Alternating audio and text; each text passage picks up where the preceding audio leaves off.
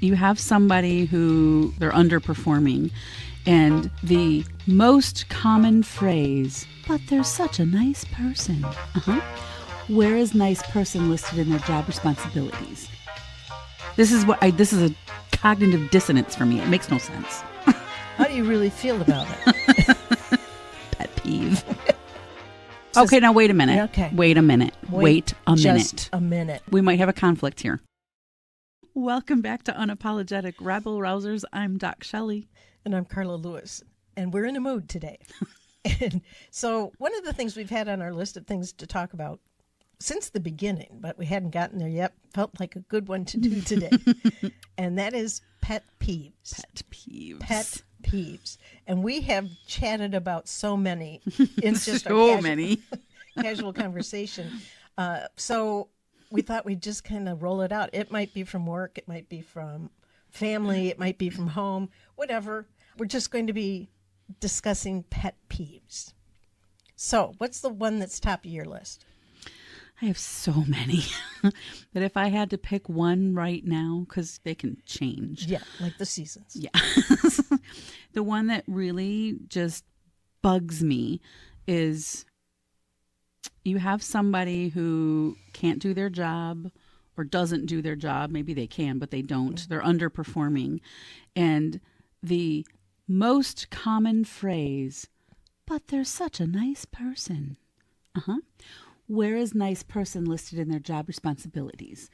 Being nice is a bonus. I've worked with some people that are not nice. I sometimes am not nice. I'm kind, but sometimes I'm not nice. But nice does not mean you can get away with not doing your job. Right. And it's like, why is that the first line of defense? Such a nice person, but such a nice person. Okay, did you have a conversation with them about their performance? Well, no. I don't want to hurt their feelings. Now that one. They're such a nice person. Yeah, okay. So I want to jump on that one because, and we've talked about this, the whole notion that an employee doesn't get the feedback they need in order to facilitate enhanced performance. So if you're a leader, you've probably been behind those closed doors where we discuss individual performers, and it's harsh, and it's pointed, and it's secret. And also so many times it's, I don't like that person, I don't like that person, I like that person. Back to the fact that nice and like end up being, they're not things that you can measure. It's just that gut feeling, but so what? Yeah. There's a big so what. You can't calibrate nice and like. That's, and as you pointed out, it's not a performance objective. Right. It is a bonus. It's nice to have. Yes. Ironically, nice to have nice. Yes. But being able to get that kind of feedback that usually comes out where individuals are talking about my person and giving me feedback from their perspective. Now, if I care enough about my person, then I want to understand that feedback. So if the person says, I really like Bob. Okay, what is it you like about Bob? I don't like Bob. Okay, and what is it you don't like about Bob? But being able to get those kinds of things, pull them out, and then be able to use that. What are the behaviors that would indicate you don't like Bob, or what are the behaviors that Bob does that makes you like him? Yes, Yeah, yes. It has to come back to the behaviors. And then I love the other, they should just know. They should just know. I don't need to tell them. They should know. We talked about that in one of the podcasts, right? The whole be here at 8 o'clock because everybody else is. Well, but I was never told I should be here at 8 o'clock. So how am I supposed to know? Because I'm not here at 8 o'clock and you're saying everybody else is. But one more thing. I want to get back to the performance review for just a moment. That one behind closed doors. If you were able to get into the details that are shared in those conversations and leverage that as good grist for the conversation you will have with your employee, because as a leader, one would expect your responsibility includes nurturing and developing this talent, this individual, toward what they seek and for you to get a performer out of them that you need. That I tried several times. to address that problem. How'd that work out for you? Yeah. I got my 30 years in. I said, okay, it's not working here. Peace out.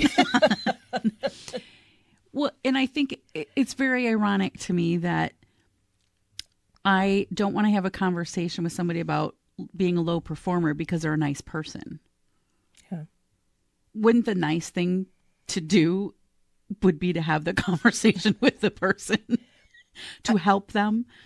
I think the notion of handling uncomfortable conversations, that's not something that when I was coming up through the ranks, that was not something that was ever talked about. And you didn't get training in this is how you provide feedback. This is what makes feedback valuable. This is how you help the feedback, both positive and challenging, be useful to the person. And I think it's because people are afraid to hurt someone's feelings, I guess. That's what it comes down to. But how does helping somebody perform their job better hurt their feelings? This is a cognitive dissonance for me. It makes no sense. How do you really feel about it? Pet peeve. Okay. So I'm betting this is going to come up again in future conversations we have. Sure. But because it's a difficult thing. If you have a performer who isn't performing to standard, you're doing yourself a disservice and that person by not addressing it. The fact that you may be uncomfortable addressing it says go get some assistance, seek a mentor or a coach to help you prepare for having what might be a difficult conversation. It's okay to ask for help. I have a pet peeve. What is your pet peeve? I think I have many. The one that first comes to mind is the dead fish handshake. I have not yet experienced a woman using a dead fish handshake with me. Interesting. So the dead fish handshake is that where it's like you just touch the fingers and it's maybe there's a little bit of a thumb wrap around, and so you're holding something limp. Yes, limp.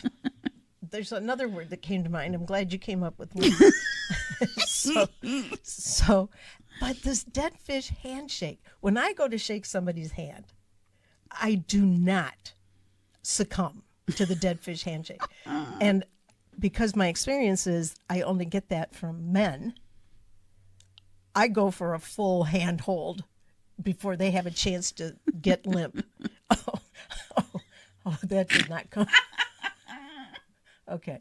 We said we were in a mood. Okay, let's move on to something else.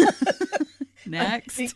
So I would like to just implore if there are any men or women who leverage this dead fish handshake. It just is, it's uncomfortable. It's unseemly. It is just troubling. It's creepy. It is. And it's particularly, like you said, I'm thinking back and I don't know that a woman has ever done that when I've shook hands, When you shaken. had a handshake with them? Yeah. Like, what's the past tense? I don't know.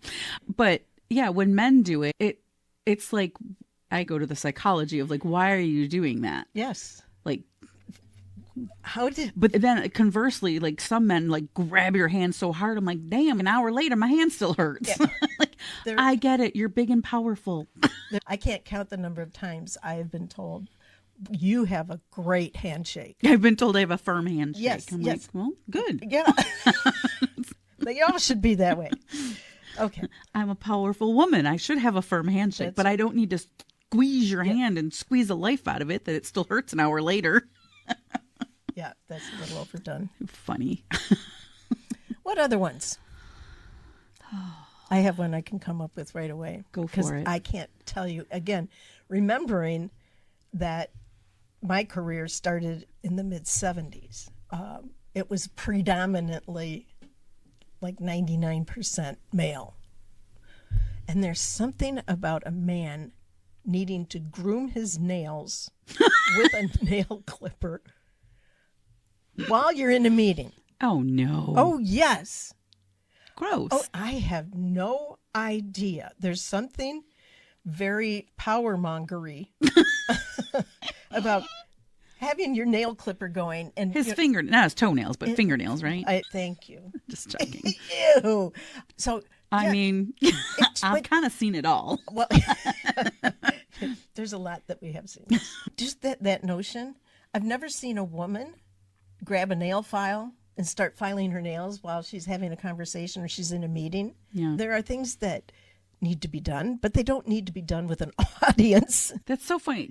You said that, and I just had a big flashback. There was a guy that sat in a cubicle back in the days when we had cubicles. We had a 4-person cubicle, and there was a guy that I shared cubicle with, and he would put his deodorant on, lift up his shirt, and put his deodorant under his underarms. Well, at least he got it right, but right there? Yeah. Yeah. It was not pretty. No. He was a very hairy man. TMI. Okay. What else? What have you seen so you've been in a number of industries. You've been in manufacturing, which is quite a bit different than being in banking. Mm-hmm. Are there any things that kind of cross over where it isn't really an industry or a setting necessary? I think it all comes back to the communication, he's nice, she's nice, we can't have a conversation, we can't hurt their feelings. And yet it's really interesting to me that we say we can't hurt people's feelings, and yet people are mean. Okay.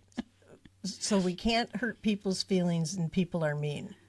Help me unpack that. They can be mean to each other. Like, I don't want to give you feedback because I don't want to hurt your feelings, but I'm going to exclude you from the team lunch. I'm not going to invite you to whatever. I'm going to close the elevator door when I see you coming. Okay. But I can't have a conversation with you that might actually help you. Okay. But you're so nice. So I don't want to hurt your feelings. I will get my point across in nonverbal ways. Yeah. I will take actions that demonstrate, if you're smart enough to pick it up, that you ticked me off, or I just don't like you, or you're making it really hard for me to be your boss because you're doing such a crappy job and I don't know how to talk to you about it. And so I'm just going to show you that I'm not happy. Passive aggressive and show you in other ways. That's the adult way of saying it. Yes. Yeah. Okay. Thank you. I wasn't going to come up with that for a while. Passive aggressive. Yeah. Okay. Yeah. So I have another one, but I don't know. I'm going to put it in the pet peeve category. It's also actually in the mental model category because I've been doing a study. No. Yeah. Carla's doing research. Yeah. It's been going on now for about 40 years. And here it is. The thesis is that any driver that wears a hat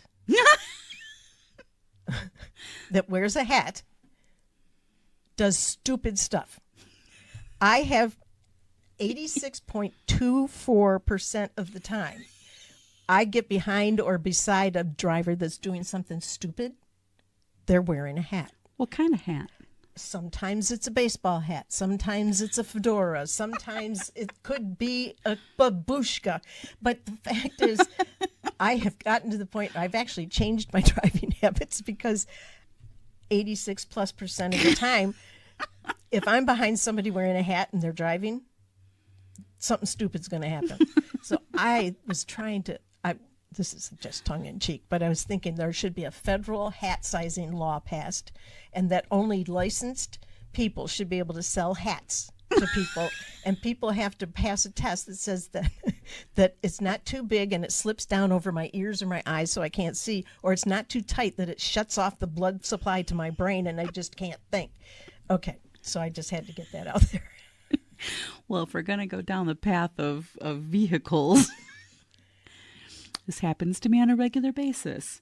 I'll be traveling down a road where the speed limit is 45, 50, 55 miles an hour, and some person pulls out of the side street and goes 25 right in front of me.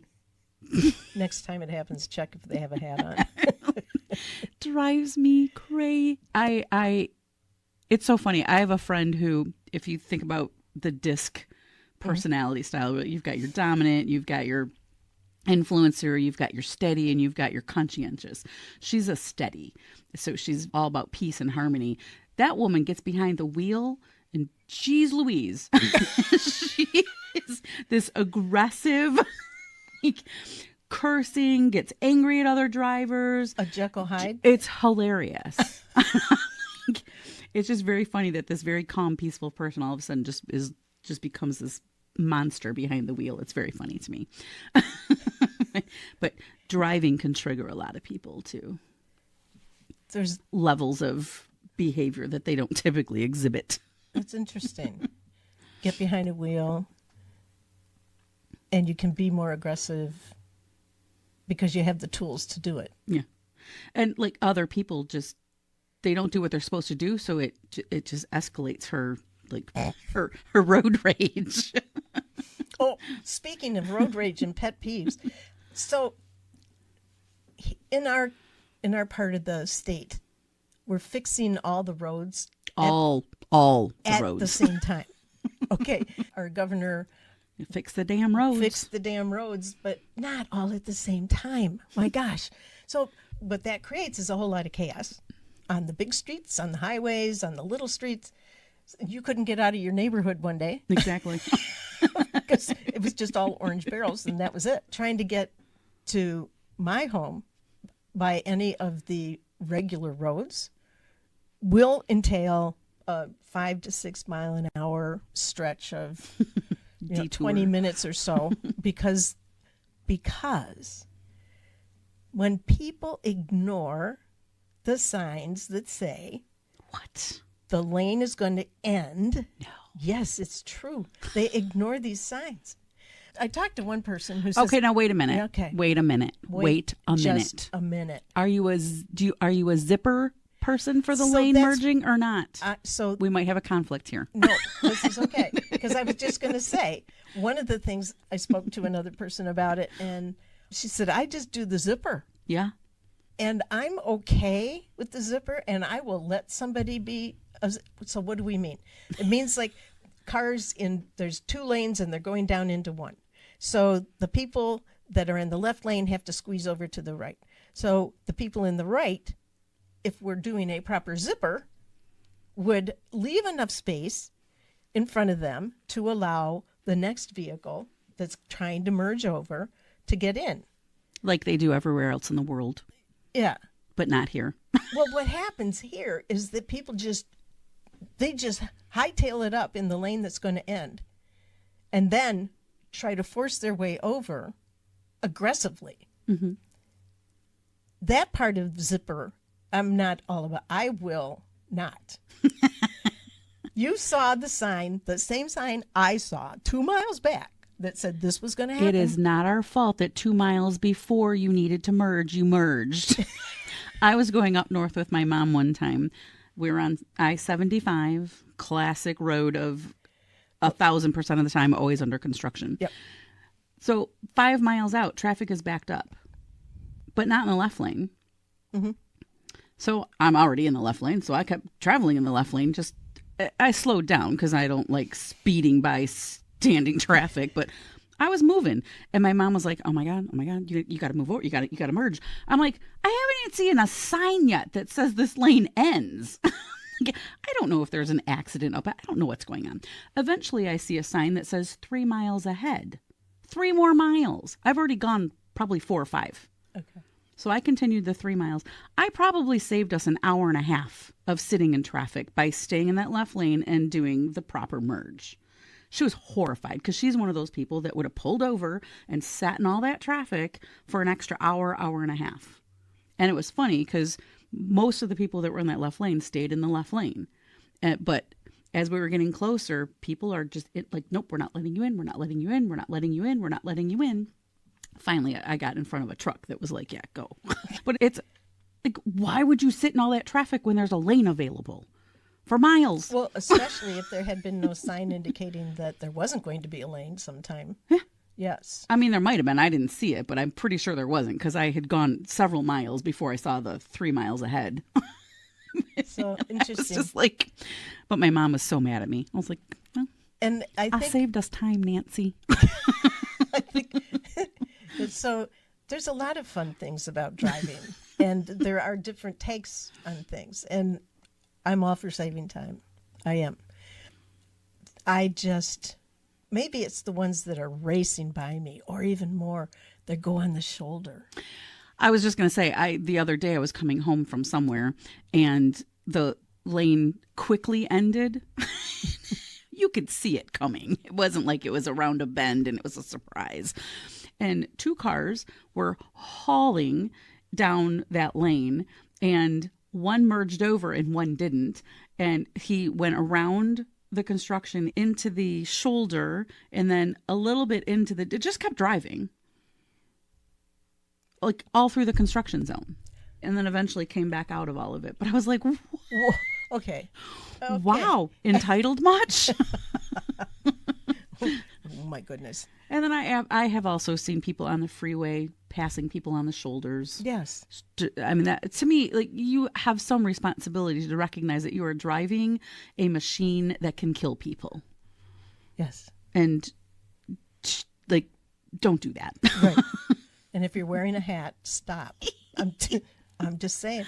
I encourage You're you. funny. Take a look. Next time you're behind somebody doing something stupid, less than 14% of the time will they be hatless. Well, not where I live. But Okay. we won't go there.